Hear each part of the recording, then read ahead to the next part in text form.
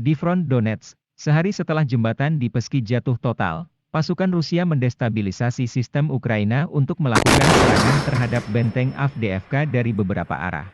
Avdiivka adalah salah satu benteng terpenting untuk pertempuran Donbas Ukraina.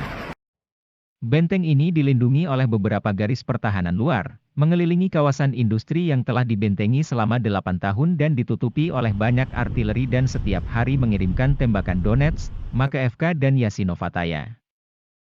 Menghadapi gencarnya pemboman Ukraina, penghancuran benteng Avdiivka menjadi prioritas yang sama pentingnya dengan benteng Ukraina lainnya yang terletak di front Donbas Utara. Didukung oleh artileri dan tembakan udara yang intens, pertempuran sengit pecah di sekitar benteng Avdiivka di mana semua serangan Rusia, baik yang berhasil atau gagal, menimbulkan kerugian besar dan kehancuran pada pertahanan garnisun Avdiivka. Di barat daya, terobosan yang dicapai di Peski berlanjut menuju Pervomaiske, titik kuat garis kedua Ukraina dan ini adalah perisai yang melindungi rute pasokan terakhir Ukraina menuju Avdiivka. Di Tenggara, terobosan dimulai dari sektor Spartak untuk mendekati titik kuat Opitnoe di sisi timurnya dan dengan demikian dapat menghindari garis depan Ukraina kedua. Di sebelah timur, di sektor zona industri Promka yang memisahkan Avdiivka dari Yasinovataya, pasukan Rusia melakukan serangan berulang kali terhadap pos-pos Ukraina, beberapa di antaranya telah jatuh, atau telah ditinggalkan.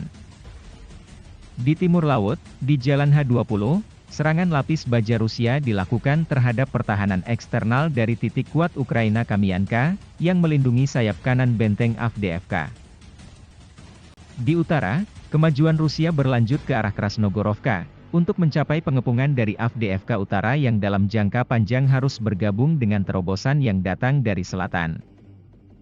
Sebelum memulai serangan frontal ke Avdiivka, yang bisa sangat menelan biaya, pasukan Rusia tampaknya ingin mengurangi garis pertahanan Ukraina Opitnoe-Vodiane Pervomaiske untuk maju sedekat mungkin ke pinggiran Avdiivka dan menghancurkan atau mendorong mundur artileri Ukraina yang membombardir Donetsk, Yasinovataya dan Makeivka.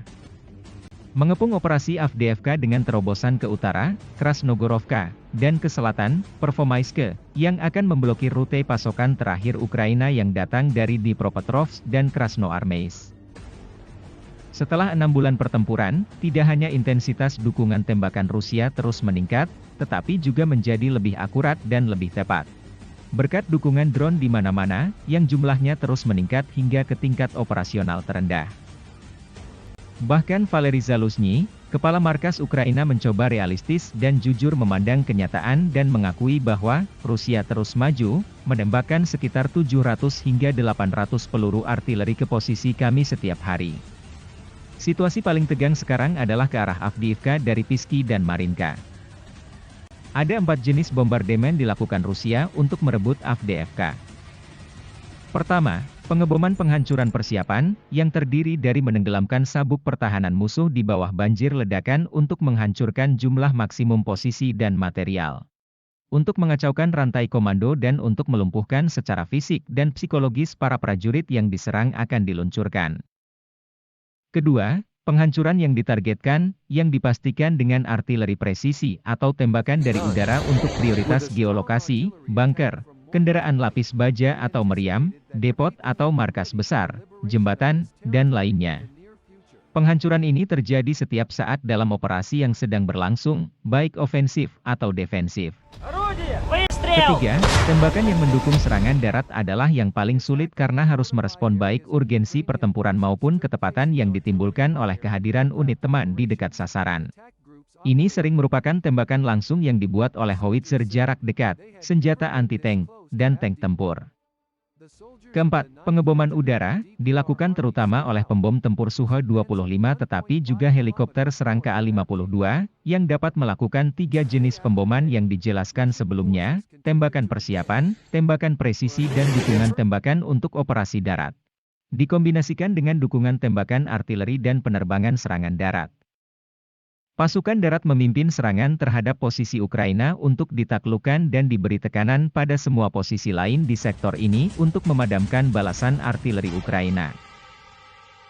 Pada 4 sumbu serangan yang dijelaskan di atas, Krasnogorovka, Kamianka, Opitnoe dan Pervomaiske, Serangan Rusia menghadapi perlawanan kuat dari Ukraina yang memperlambat kemajuan seperti di Kamianka bahkan berhasil menangkis serangan sementara. Rusia memang menghadapi kesulitan selama melakukan serangan.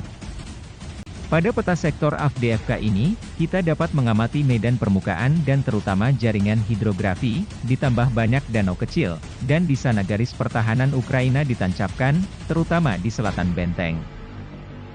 Selama 8 tahun front Ukraina di depan Donetsk ini, yang sangat penting secara militer dan politik, diposisikan di sekitar garis pertahanan bawah tanah dan dibentengi di sekitar area tembak-menembak.